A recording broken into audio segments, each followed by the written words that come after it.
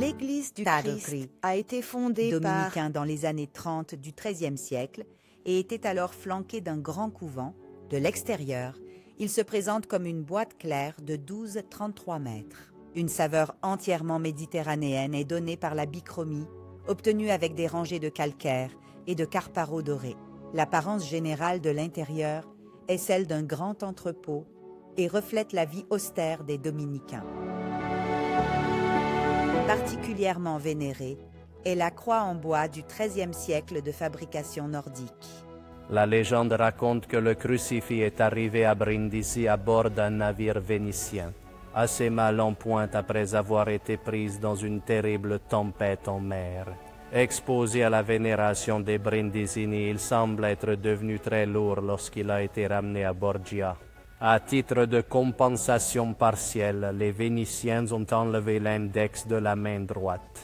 Mec, toujours absent ici à Brindisi, est probablement gardé à Venise même. À la même période, remonte l'autre précieuse statue de la Vierge à l'enfant.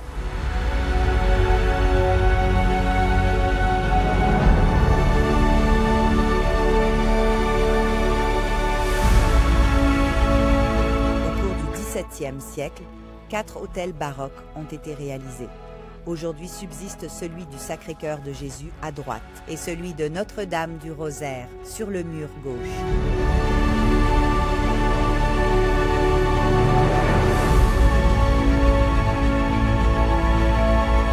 Vers le milieu du XIIIe siècle, des artistes orientaux ont sculpté la grande rosace de la façade à 16 rayons et 3 bandes concentriques.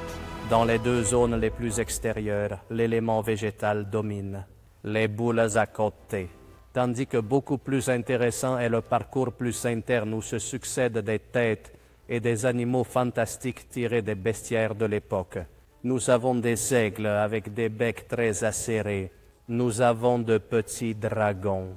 Nous avons encore des animaux hybrides comme l'exubérant basilic. L'ensemble de l'archivolte de couronnement est complété par les 2 colonnes latérales élancées, surmontées de 2 aigles saisissant un lièvre. Dans l'image de l'aigle, il y a peut-être un hommage à l'empereur Frédéric II, qui venait de conclure son histoire terrestre. Ce sont toutes des créatures au service de Satan, prêtes à tourmenter les âmes des fidèles. Dans cette lutte incessante entre le bien et le mal qui dominait les horizons mentaux de tous les hommes du Moyen Âge.